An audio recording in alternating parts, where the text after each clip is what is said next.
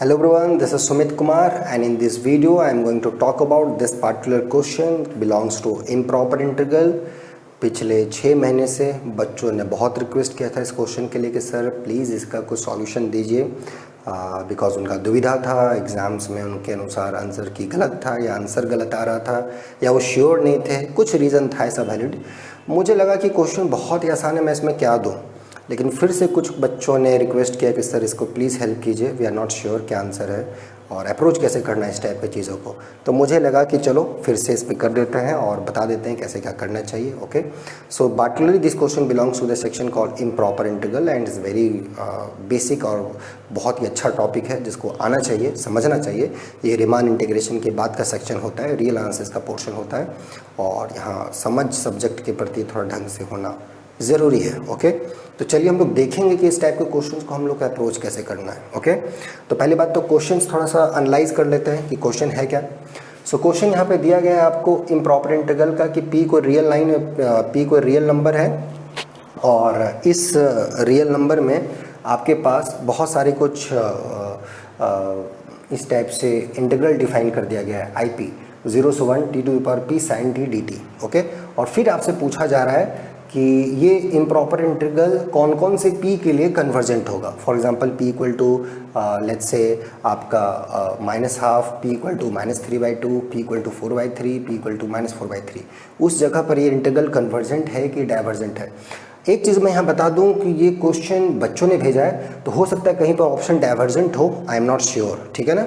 तो कोई बात नहीं, मैं चारों ऑप्शन करूँगा, अगर डाइवर्जेंट होगा ओरिजिनल क्वेश्चन पेपर में तो ठीक है, अगर ये सही आंसर आ रहा है और वहाँ पे डाइवर्जेंट लिखा है तो वो गलत हो जाएगा, समझे बात। तो इसलिए ज़्यादा इसमें लोड नहीं लेना है कि सर क्वेश्चन में डाइवर्जेंट था आपने कन्वर्जेंट लिख दिया। यार कॉन्सेप्ट सीखना है। ओके, बार बार मैं एक ही चीज़ पे बातचीत कर रहा हूँ, कॉन्सेप्ट सीखना है, बाकी कुछ नहीं सीखना है। कॉन्सेप्ट पे पकड़ रखना है, उसको अच्छे से रखना है तो अच्छा होगा, ठीक है। तो यहाँ पे कॉन्सेप्ट पे हम लोग जोर डालेंगे कि ये तो P आएगा जाएगा, लेकिन अप्रोच कैसे करना है इस टाइप के प्रॉब्लम्स पे। तो चलिए देखते हैं कैसे इस टाइप के क्वेश्चंस को अप्रोच करेंगे for different this kind of steps. So I always start solutions कि how to approach this kind of problems, right. So how to think, क्या अपना अप्रोच होना चाहिए, कैसे अप्रोच करें इस टाइप के प्रॉब्लम्स को। ओके एवरीवन, ठीक है यहाँ तक कैसे। तो इसके लिए पहले रिकॉल कर लेते हैं some basic facts, recall some basic facts. What are those? Okay, पहला तो आपको इम्प्रॉपर इंटीग्रल पता होना चाहिए। अगर आप इम्प्रॉपर इंटीग्रल का क्वेश्चन बना रहे हो तो मेरे ख्याल से लगता है कि सबसे बेसिक रिक्वायरमेंट है कि इम्प्रॉपर किस चिड़िया का नाम है ये आपको पता होना चाहिए। और ये बहुत ज़्यादा टाइम लगेगा कि नहीं, इम्प्रॉपर इंटीग्रल है क्या। बेसिक वे में बस मैं इतना बता सकता हूँ कि इम्प्रॉपर इंटीग्रल का मतलब आप ये समझिए जहाँ रीमान इंटीग्रेशन फेल हो जाता है। ओके, और रीमान इंटीग्रेशन के लिए क्या कंडीशन चाहिए कि फंक्शन जो है वो उस क्लोज इंटरवल में बाउंडेड होना चाहिए। तो वो कंडीशन फेल होने का मतलब या तो क्लोज इंटरवल ना दिया रहे, और ऐसा हो सकता है अगर क्लोज इंटरवल दिया रहे तो फंक्शन अनबाउंडेड हो जाए, या फंक्शन का सिंगुलरिटी हो किसी पॉइंट पर, या इस टाइप की चीज़ें। क्लियर हुआ? तो ऐसे चीज़ों को एक नया नाम दिया गया। अगर कोई फंक्शन है ऐसा और उसका इंटीग्रेशन आप निकालना चाहते हैं, डोमेन अनबाउंडेड हो या डोमेन बाउंडेड हो, फंक्शन का बिहेवियर कुछ क्रेजी सा हो, अनबाउंडेड हो या कुछ लिमिट नहीं एग्जिस्ट कर रहा है, तो वैसे फंक्शंस के लिए कॉन्सेप्ट का नाम दिया गया इम्प्रॉपर इंटीग्रल, ठीक है। और ये कैसे कन्वर्ज करता है नहीं करता है इसके लिए बहुत सारे तरीके हैं, उसको आप जरूर पढ़ना। ये मैं आपको रीडिंग एक्सरसाइज दे रहा हूँ कि what does it mean actually, ठीक है। तो इम्प्रॉपर इंटीग्रल का सेक्शंस को आप थोड़ा सा ध्यान से देखना। लेकिन यहाँ के केस के लिए जो है वो 0 से 1 है, तो मतलब डोमेन फाइनाइट है, डोमेन बाउंडेड है। और ये एक सेक्शन, ये एक पार्ट है इम्प्रॉपर इंटीग्रल का जहाँ पर या तो फंक्शन का सिंगुलरिटी ए होता है या तो सिंगुलरिटी बी होता है, या किसी एक पॉइंट पे बीच में, या बहुत सारे फाइनाइटली मेनी पॉइंट्स पे, या बहुत सारी कंडीशंस होते हैं कि फंक्शन वहाँ अनबाउंडेड हो रहा है या वहाँ लिमिट अनबाउंडेड हो रहा है। तो उस टाइप के इंटीग्रल को कैसे एग्जिस्टेंट कराया जाए। फॉर एग्जाम्पल जैसे इस फंक्शन का ए पे सपोज सिंगुलरिटी है, ठीक है, तो आप इसको कैसे डिफाइन करेंगे। इसको डिफाइन किया जाता है कभी कभी इस टाइप से कि limiting value, okay, well let's say c goes to a and you are evaluating this integral. This is one way I am saying, okay, not the general way. So f का singularity है point a पर, but f जो है वो c से b के बीच में Riemann integrable है, समझे। f जो है वो c से b के बीच में रीमान इंटीग्रेबल है फॉर ऑल c। ये कोई भी ए से सी के बीच में आप लेते हो तो फंक्शन जो है वो रीमान इंटीग्रेबल है सी से बी के बीच में, इस टाइप का वो रीमान इंटीग्रेबल है। तो ये इंटीग्रल मेक्स सेंस। और फिर then you are taking the limit c goes to a. अगर ये लिमिट एग्जिस्ट करता है then you say this improper integral exist. Clear हुआ? डेफिनेशन क्लियर हुआ? तो इसी टाइप का हमने ए के लिए किया, बी के लिए भी है, या ए से बी के बीच का कोई इंटरमीडिएट पॉइंट है वहाँ पर है। बहुत वेराइटीज़ होता है, तो उसको आप देखिएगा पढ़ के, ठीक है। यहाँ पर जनरली केस जो है हमारा वो ज़ीरो है, ठीक है। यहाँ ज़ीरो पे चर्चा हो रही है, बट एनीवे मैंने आपको जनरल फ्लेवर दे दिया कि कैसे इसका मतलब है, ओके। तो इसको थोड़ा सा देखिएगा। और एक होता है Cauchy criteria of convergence. What do mean by the Cauchy criteria? जैसे आपने सीक्वेंस में पढ़ा होगा कॉची क्राइटेरियन क्या होता है for a sequence to be convergent. Series के लिए कॉची क्राइटेरिया क्या होता है, right. So same kind of things are there for your integration, है ना। तो इंटीग्रल में भी आपका कॉची क्राइटेरिया होता है कि if you have some integral improper integral then you can say about the convergence in terms of Cauchy conditions.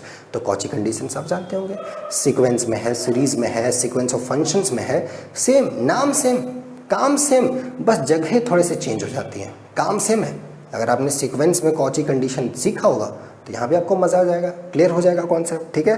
तो इसको थोड़ा सा देख लीजिएगा कि क्या कॉची क्राइटेरिया होता है। एक्चुअली ये प्रूफ वहीं से आता है, समझे, ये सबका प्रूफ वहीं से आता है, ओके। तो एनीवे ये हो गया कुछ बेसिक चीज़ें जो मैं आपको दे रहा था रीडिंग एक्सरसाइज। और नेक्स्ट जो है एक आप ये भी चीज़ें देख सकते हैं कि एक पार्टिकुलर इंटीग्रल कब एग्जिस्ट करेगा, समझे बात। जैसे सो दिस इंटीग्रल 0 से 1 by t to the power p, this improper integral, इसका सिंगुलरिटी 0 है। So this improper integral exist finitely, exist means finitely existence I am saying if and only if p is less than 1, ठीक है। So please try to do this is small exercise. और doctor लोग भी बोलते हैं कि exercise is good for health, है ना। कोरोना काल में एक्सरसाइज का और महत्व बढ़ चुका है, तो मैथमेटिक्स में भी एक्सरसाइज बहुत इंपॉर्टेंट है। तो this is exercise from my side, just try to prove this limit exist, this improper integral exist which has singularity at 0 if p is less than 1 and if p is less than 1 this improper integral exist. So क्या आपको लगता है ये statement सही है कि गलत है? ये improper integral exist if and only this and that, try कीजिएगा, ठीक है। तो अगर आपको लगता है कि गलत है तो आप एग्जाम्पल मुझे लिख के भेज सकते हैं कि देखिए सर ये p कल हमने लिया एक से छोटा, ये नहीं एग्जिस्ट कर रहा, और आपको लग रहा है कि नहीं ये सही है, तो आप इसको प्रूफ करके भेजिए, ओके। ट्राई करना है, मेल कीजिएगा या कमेंट में बताइएगा, ठीक है। ये चीज़ अब यही दो चीज़ों का मैं थोड़ा बहुत यूज़ करूँगा। एक फैक्ट और है कि अगर कोई function gx, if gx is bounded, ठीक है ना, gx बाउंडेड हो जाए इस क्लोज इंटरवल a b में and fx is and this improper integral exist, then this improper integral कौन सा, fx gx dx, this also exist, okay, clear हुआ। so these are some basic things I am giving you to justify, okay। तो ये आपको सही लग रहा है कि गलत लग रहा है, try to do this। सही है बट स्टिल आई वांट कि आप इसको जस्टिफाई कीजिए। कोई भी चीज़ को गारंटेड मत ले लीजिए मैथमेटिक्स में कि हाँ ये है, ऐसा नहीं होता, ठीक है। ट्राई करना है, नहीं हो कितना भी देर हो ट्राई करना है, बिना ट्राई किए तो छोड़ना नहीं है। तो इसको ट्राई कीजिएगा इस क्वेश्चन को, और ये भी ट्राई कीजिएगा प्रूफ करने के लिए। तो इसके लिए इम्प्रॉपर इंटीग्रल का डेफिनेशन आपका सही होना चाहिए, अगर वो सही रहेगा तो ये बन जाएगा, ओके। अब आगे की तरफ हम लोग बढ़ते हैं। अब यही चीज़ का मैं यूज़ करूँगा to answer your question, okay. चलो now we are heading to our question. So question क्या है उसको अपन लोग पहले लिखते हैं कि क्वेश्चन दिया हुआ क्या है ना, ओके। तो क्वेश्चन पहले हम लोग देख लेते हैं कि क्वेश्चन दिया गया है आपका ये IP 0 से 1 t to the power p sin t dt। पहला चीज़ ये गौर कीजिए कि 1 जो है वो सिंगुलरिटी पॉइंट नहीं है, 1 is not the point of singularity, singularity point बस 0 है। क्योंकि अगर पॉसिबल है तो, ऐसा नहीं कि हमेशा है, तो वो हम लोग चेक करेंगे डिफरेंट p के लिए। तो पहला जो केस में दिया गया p इक्वल टू -½ है, ओके। तो पहला हम लोग देखते हैं p इक्वल टू -½ इस केस में IP क्या हो जाएगा, थोड़ा इसको देखिए समझ के, ये कितना हो जाएगा 0 से 1 और t का वैल्यू -½ लिख डालिए sin t dt।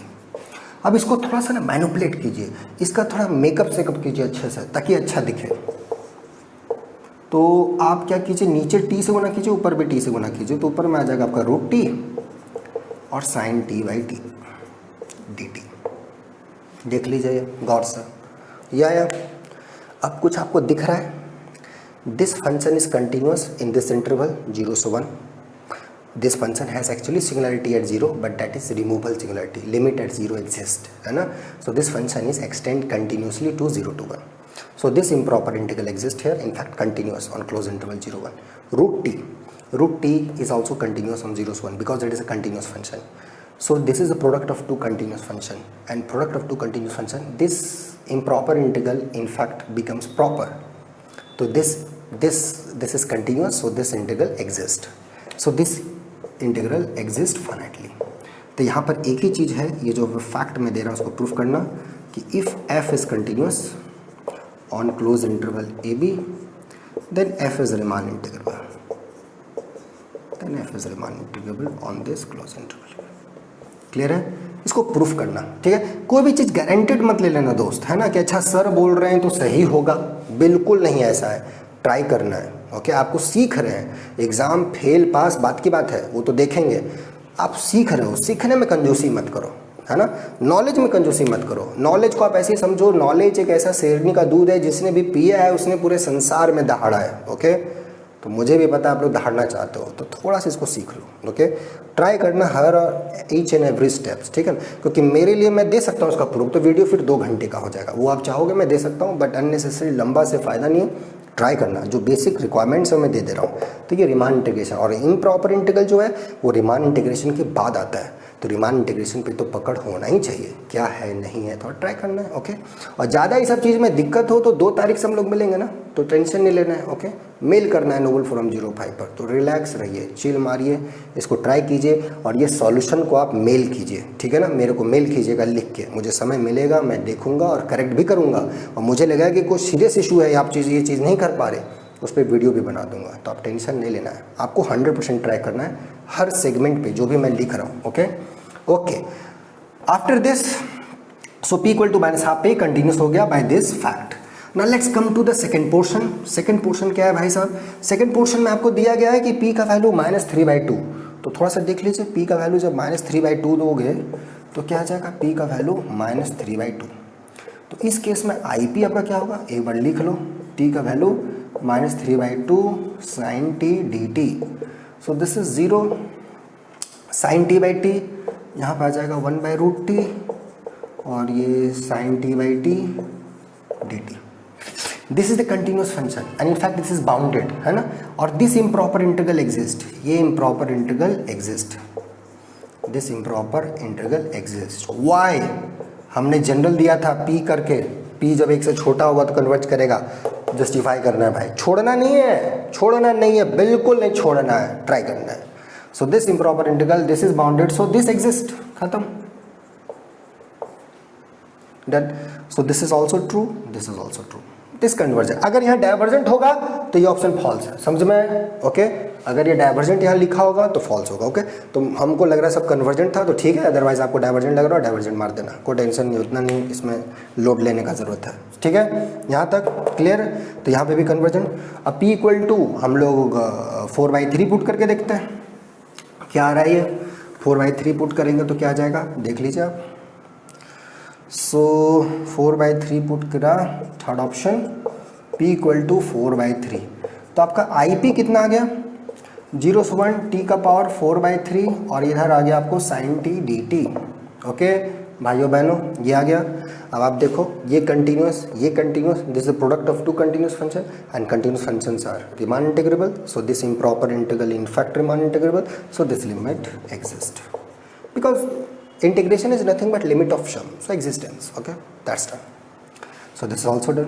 देख लीजिए कितना आसान है, झूठ मूठ का टेंशन ले रहे थे आप लोग. ओके, सो IP 0 से 1 t का वैल्यू -4/3 sin t dt. तो ये वैल्यू कितना आ जाएगा? t का वैल्यू -4/3 sin t dt. देखिए ये इसको थोड़ा सा बढ़िया से इसका फिर से मेकअप सेकअप कीजिए. तो ये 1/t का वैल्यू 1/3 और एक t इधर एडजस्ट कर दीजिए. sanctity. Again this function is continuous bounded on this and this improper integral exists 0 से 1, so this product improper integral exists. Done. Clear हो गया? So this correct, ये भी करेक्ट. तो 4 ऑप्शन करेक्ट. ठीक है, कहीं डाइवर्जेंट वगैरह होगा चेक कर लेना तो फॉल्स हो जाएगा. डाइवर्जेंट कहीं लिखा होगा तो फॉल्स हो गया ऑप्शन. लेकिन अगर कन्वर्जेंट सारा ऑप्शन है तो करेक्ट है. ओके, अब इसी क्वेश्चन पे हम लोग नहीं रुकेंगे, एक नया क्वेश्चन हम मॉडिफाई करके आपको देंगे. ठीक है, चलिए उस क्वेश्चन को हम लोग मॉडिफाई करते हैं. क्या क्वेश्चन होगा? एक मैं दे रहा हूँ, ये बहुत ही अच्छा एक्सरसाइज है ना, क्योंकि पी आता जाता रहेगा. यही क्वेश्चन तो आएगा नहीं आपके एग्जाम में, कुछ नया क्वेश्चन भी आएगा. तो इसको देखिए, अब मैं देता हूँ. डिफाइन कीजिए set although P belongs to real line such that IP is convergent, then ये क्या है? क्या X कॉम्पैक्ट है? क्या X ओपन है? क्या X कनेक्टेड है? क्या बता रहे हैं? फोर्थ, क्या X क्लोज्ड है? क्या X डेंस है? सब मैंने लिख दिया है. तो इसको बना के जरूर भेजिएगा. यहाँ से ना मुझे थोड़ा सा पता चलेगा आपका बेसिक्स कैसा है. ओके, तो इसमें डरने का बात नहीं है. ट्राई कीजिएगा, सॉल्यूशन बना के मेरे को भेजिएगा. ओके, और मैं ज़रूर चेक करूँगा इस संबंध में. ओके, और बेसिक अगर थोड़ा बहुत आप लोग का वीक है, डरने का ज़रूरत नहीं है. ओके, एकदम नहीं डरने का ज़रूरत है. कोई क्राइम नहीं है, नहीं सीखना क्राइम है. सीखने का प्रयास कीजिएगा जो हमने दिया है, और नया एक्सरसाइज हमने दिया आपको, क्योंकि यही क्वेश्चन एग्जाम में आएगा. नहीं ज़रूरत है कॉन्सेप्चुअल चीज़ को ध्यान देना है. उसको ट्राई कीजिएगा, बना के भेजिएगा मेरे को, मैं देखूंगा क्या है नहीं है, और फिर आगे आपसे बातचीत करूंगा. ठीक है, बाकी आई होप इसमें बहुत कुछ आप लोग सीखे होंगे और चीज़ों को आप लोग को और सीखने को मिला होगा. तो हम लोग नेक्स्ट वीडियो में फिर से मिलेंगे. ओके, तब तक आप लोग एंजॉय कीजिए, मस्त रहिए और गणित को एंजॉय करते रहिए. चीज़ों को नया नया चीज़ सीखने का प्रयास कीजिए. And then will see you soon. और किसी को कोई डाउट्स हो मेल कीजिएगा नोबल फोरम 05 पे, एनीथिंग रिलेटेड टू कोर्स और एनीथिंग. ओके, चलो मिलते हैं. Good night, take care, bye.